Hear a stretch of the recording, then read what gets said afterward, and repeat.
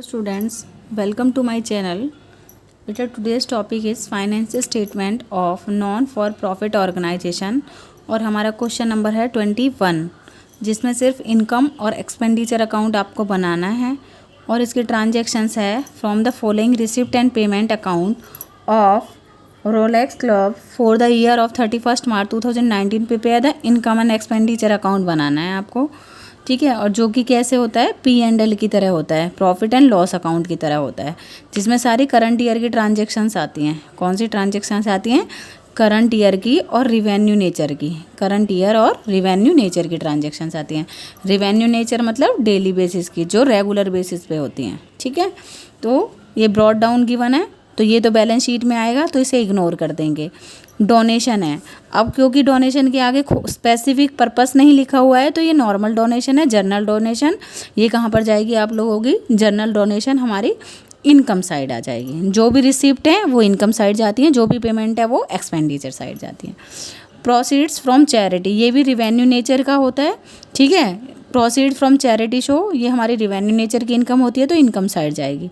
Subscription, आप लोगों को सब्सक्रिप्शन पे डॉट लगाना है क्योंकि सब्सक्रिप्शन की एडजस्टमेंट होती है। सब्सक्रिप्शन में आप क्या करते हो, प्लस क्या क्या करते हो? करंट ईयर का आउटस्टैंडिंग और लास्ट ईयर का एडवांस, वो हमारी करंट ईयर की इनकम होती है इसलिए उसे प्लस कर देते हैं। और माइनस क्या क्या करते हैं हम? लास्ट ईयर का आउटस्टैंडिंग और करंट ईयर का एडवांस, ये हम माइनस कर देते हैं क्योंकि करंट ईयर का एडवांस नेक्स्ट ईयर के लिए होता है, लास्ट ईयर का आउटस्टैंडिंग लास्ट ईयर के लिए होता है, इसलिए दोनों माइनस हो जाते हैं। लाइफ मेंबरशिप फीस मेरी हमेशा बैलेंस शीट में जाती है क्योंकि ये कैपिटल नेचर की इनकम होती है, और कैपिटल नेचर की इनकम किस में जाएगी आप लोगों की? बैलेंस शीट में। एंट्रेंस फीस, एंट्रेंस फीस मेरी क्या होती है? लाइबिलिटी इनकम होती है नॉर्मल वाली। तो एंट्रेंस फीस के बारे में अगर कोई भी इन्फॉर्मेशन नहीं है, एंट्रेंस फीस के बारे में अगर कोई भी इन्फॉर्मेशन नहीं है तो हम उसे क्या एज्यूम करते हैं? रिवेन्यू नेचर का, जो किस में आती है? इनकम एंड एक्सपेंडिचर अकाउंट में। कह रहा है इंटरेस्ट ऑन इन्वेस्टमेंट, देखो 7% दे रखा है। 7% किसके इक्वल है? 7200 के इक्वल है। 7% इंटरेस्ट किसके इक्वल है? 72% के। तो हम यहाँ से 100% इन्वेस्टमेंट की वैल्यू कैलकुलेट कर लेंगे। जब भी ऐसा क्वेश्चन हो ना तो याद रखना आप लोग कि 7% किसके इक्वल है? 72,000 के। लेकिन बेटा हमें यहाँ पर कैलकुलेट करने की ज़रूरत नहीं है क्योंकि हमें क्या नहीं बनानी? Balance sheet. इसलिए सिर्फ आप इंटरेस्ट लिख दोगे किसमें? रिवेन्यू और किधर की तरफ? सॉरी, इनकम और एक्सपेंडिचर में इनकम साइड। ऐसे कुछ एडजस्टमेंट मिलेंगे आपको, वहाँ से ना हम क्या करेंगे? वैल्यू निकालेंगे इन्वेस्टमेंट की। नेक्स्ट से नेक्स्ट क्वेश्चन में होगी एडजस्टमेंट, चलो कोई नहीं, तभी बताऊंगी मैं। एडवर्टीजमेंट मेरा नॉर्मल रिवेन्यू नेचर का खर्चा होता है तो इसलिए एक्सपेंडिचर में आएगा। रेंट, रेट एंड टैक्सेस भी रिवेन्यू नेचर के होते हैं तो एक्सपेंडिचर में। रिपेयर भी नॉर्मल नेचर का है, हम करवाते रहते हैं बीच बीच में, तो एक्सपेंडिचर में। प्रिंटिंग एंड स्टेशनरी भी हमारा नॉर्मल एक्सपेंसेस हैं, रिवेन्यू नेचर के एक्सपेंसेस है तो एक्सपेंडिचर साइड। अब गवर्नमेंट बॉन्ड, मैंने पिछले क्वेश्चन में भी बताया था, ये मेरी बैलेंस शीट में आते हैं। गवर्नमेंट रोज़ रोज़ बॉन्ड्स नहीं गिवन करती है आपको, तो ये कैपिटल नेचर का होता है, इसलिए किस में आता है? बैलेंस शीट में। टेलीफोन एक्सपेंसेस भी हमारे नॉर्मल नेचर के हैं, रिवेन्यू नेचर के हैं, तो इसलिए एक्सपेंसेस में आएंगे। फिर वो कह रहा है फर्नीचर परचेज़ किया है। अब देखो 1 जुलाई को परचेज़ किया है और फर्नीचर पर डेप्रीशिएशन है, तो डेप्रीशिएशन इनकम और एक्सपेंडिचर में आएगा, वरना फर्नीचर जो भी परचेज किया वो बैलेंस शीट में आएगा। इसलिए बैलेंस शीट तो हमें बनानी नहीं है, हम क्या करेंगे? डेप्रीशिएशन चार्ज करेंगे, वो मेरे एक्सपेंसेस में आ जाएंगे। जुलाई से, तो जुलाई से हम डेप्रीशिएशन चार्ज करेंगे 70,000 पे 15%, और ये कैरी डाउन बैलेंस शीट में आता है न्यू वाली में, करंट ईयर वाली में, इसलिए इसको भी हम इग्नोर करेंगे, ठीक है।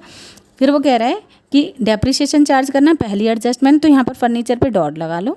उसके बाद 416 मेंबर्स हैं जो कितना देते हैं, वो कह रहा है टोटल मेंबर्स हैं, लाइफ मेंबरशिप फी इतना, the subscription payable by each member, सारे मेंबर कितना देते हैं?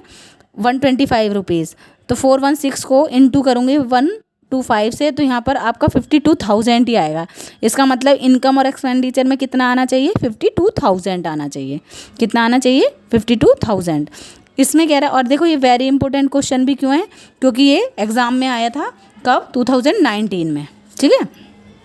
देखो लास्ट ईयर, अब सब्सक्रिप्शन में याद रखो, लास्ट ईयर का आउटस्टैंडिंग माइनस करंट ईयर का आउटस्टैंडिंग प्लस, लास्ट ईयर का एडवांस प्लस और करंट ईयर एडवांस माइनस। क्यों होता है ये? देखो चलो देखो एक बार, देखो सब्सक्रिप्शन करंट ईयर की मतलब होता है, यहाँ पर 52,000 है करंट ईयर की, वैसे मैं नॉर्मली बता रही हूँ। अगर कोई भी चीज़ लास्ट ईयर की आउटस्टैंडिंग है, ठीक है, तो वो लास्ट ईयर की इनकम में इंक्लूड होगा, वो लास्ट ईयर की ही इनकम में, इसलिए लास्ट ईयर आउटस्टैंडिंग को माइनस कर देते हैं। लेकिन करंट ईयर आउटस्टैंडिंग हम क्या एज्यूम करते हैं, करंट ईयर की आउटस्टैंडिंग कोई भी इनकम है ईयर आउटस्टैंडिंग, हम ये एज्यूम करते हैं हमें मिल जाएगी एंड में, इसलिए करंट ईयर की को प्लस करते हैं। लास्ट ईयर का जो एडवांस होता है, एडवांस फॉर लास्ट ईयर का एडवांस जो होगा वो करंट ईयर के लिए होगा ना भाई। लास्ट ईयर में किसी ने एडवांस दिया तो वो इसलिए करंट ईयर में ऐड होगा, लेकिन जो करंट ईयर का एडवांस होगा वो नेक्स्ट ईयर के लिए होगा। किसी की इनकम है जो करंट ईयर हमें कुछ एडवांस दे देते होते हैं, मान लो ये 2021 की बात हो रही है, तो जो करंट ईयर की इनकम है एडवांस वो किसके लिए होगी, 2022 के लिए होगी ना, ठीक है, इसलिए उसे माइनस कर देते हैं। ये फॉर्मूला याद रख लो, बहुत आसान सा है। लास्ट ईयर का आउटस्टैंडिंग माइनस करंट ईयर का आउटस्टैंडिंग प्लस, क्योंकि इस साल का है। लास्ट ईयर का एडवांस क्योंकि इस साल के लिए इसलिए प्लस, लेकिन करंट ईयर का एडवांस क्योंकि नेक्स्ट ईयर के लिए इसलिए माइनस, सिंपल। ठीक है, चलो अब क्वेश्चन करते हैं हम।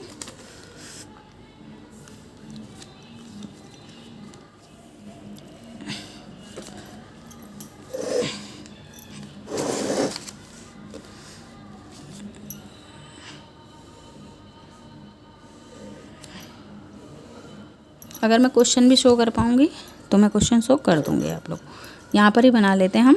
वैसे मैंने यहाँ पर लिख रखा है आपका income and expenditure account for the year ending 31 March 2019, ठीक है। मैं लेकिन स्टार्टिंग यहाँ से कर रही हूँ ताकि आप लोग क्वेश्चन देख लें, ठीक है, एक मिनट, ठीक है। सबसे पहले यहाँ से शुरू करेंगे हम। सबसे पहले एक एडजस्टमेंट कर दिया करो, क्या, सब्सक्रिप्शन, तो यहाँ पर एक्सपेंडिचर और यहाँ पर इनकम। सबसे पहले लिखोगे आप सब्सक्रिप्शन,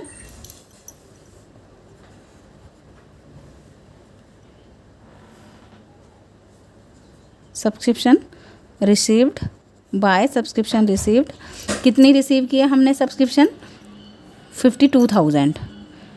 अगर आपको फॉर्मूला याद है तो पहले ही कर दो, ऐड करोगे क्या क्या और लेस करोगे क्या क्या, वो लिख दिया करो। ऐड क्या करते हैं हम, करंट ईयर के आउटस्टैंडिंग फॉर करंट ईयर, क्योंकि वो हमारी करंट इनकम होती है, और लास्ट ईयर के एडवांस, लास्ट ईयर एडवांस, अगर आपको फॉर्मूला पता है तो, ठीक है। सेकंड, हम माइनस क्या क्या करते हैं, लास्ट ईयर के आउटस्टैंडिंग, क्योंकि वो लास्ट ईयर की इनकम होती है, और करंट ईयर के एडवांस, करंट ईयर एडवांस, ठीक है, क्लियर हो गया, ओके। अब देखो, वैसे इसने कह रखा है तो यहाँ पर 52,000 आना चाहिए, जब भी ये दिया हो तो यहाँ पर ये दे रखा है हमें इनकम और एक्सपेंडिचर, लेकिन आप इसे प्लस माइनस भी करोगे तो यही आएगा। सब्सक्रिप्शन लास्ट ईयर की ये हो गया, 2018 लास्ट ईयर हो गया, और ये करंट ईयर हो गया। करंट लास्ट ईयर का आउटस्टैंडिंग माइनस होता है तो यहाँ पर आ जाएंगे 6,000, और करंट ईयर के आउटस्टैंडिंग प्लस होते हैं इसलिए यहाँ पर आ जाएंगे 9,000, वो 7,000, ठीक है। नेक्स्ट देख लो एक बार, कह रहा है received in advance, last year की एडवांस 4,000 प्लस होगी और करंट ईयर की एडवांस 5,000 माइनस होगी। तो देखो 7 और 4 11 प्लस के और 11 ही माइनस के, तो 52,000 ही आएगा, ठीक है। प्लस करने 11,000 और माइनस करने 11,000, तो बात तो एक ही होगी, तो करेक्ट है ये, इसलिए इसकी कोई ये एडजस्टमेंट सिर्फ कंफ्यूज करने के लिए दे रखी है, ये बिल्कुल करेक्ट आएगा, ठीक है बेटा। उसके बाद क्या कह रहा है, डोनेशन, क्योंकि नॉर्मल डोनेशन है तो यहाँ पर आ जाएगा आपका डोनेशन, बाय डोनेशन कितना, 20,000, by proceeds from charity show, revenue nature का है, 16,200। सब्सक्रिप्शन की हमने एडजस्टमेंट कर दी है। लाइफ मेंबरशिप फीस मेरी कैपिटल नेचर का होता है और बैलेंस शीट में जाता है करंट ईयर के में। एंट्रेंस फीस अगर कुछ नहीं होता तो हम क्या मानते हैं इसको, रेवेन्यू नेचर का, इसलिए बाय यहाँ पर आएगा। और अगर लिखा होता कि इसे आप कैपिटल मानना है तो आप किस में करते, बैलेंस शीट में, करंट ईयर के में, by entrance fees, entrance fees तो कितना आएगा 6,000। Interest on investment, interest on investment, अगर यहाँ पर इन्वेस्टमेंट गिवन होती तो हम देखते कहीं एक्रीड तो नहीं है, लेकिन बहुत सिंपल दे रखा है, इन्वेस्टमेंट हमें दे ही नहीं रखी, तो ये नॉर्मल ट्रांजैक्शन है। अभी आप सोचोगे मैम कैसे, तो आगे क्वेश्चंस में आएगा। इन्वेस्टमेंट गिवन होगी और ये 7% हम जब इन्वेस्टमेंट का करेंगे तो ये कम या कम आ रहा होगा, अगर कम आ रहा होगा तो एक्रीड की एक एडजस्टमेंट होगी, लेकिन कोई बात नहीं, आपको टेंशन नहीं लेनी, अभी नॉर्मल दे रखा है तो इसलिए नॉर्मल ही लिख लेंगे। अब हम आगे इधर की तरफ, तो यहाँ पर 2 एडवर्टीजमेंट, 1 मिनट रुको,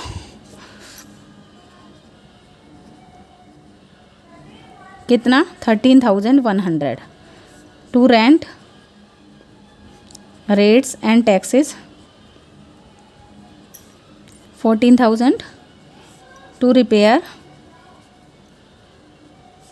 15,000 to printing and stationery, revenue nature के हैं ये सारे हमारे, printing and stationery 16,000। Government bond हमेशा मेरी लाइबिलिटी होगी, ठीक है। To telephone expenses 1,000। फर्नीचर पर क्या लगेगा, depreciation, to depreciation on furniture, furniture की वैल्यू है 70,000। जुलाई में परचेज किया है, जुलाई, अगस्त, सितंबर, अक्टूबर, नवंबर, दिसंबर, जनवरी, फरवरी, मार्च, 9 मंथ का, और 15%,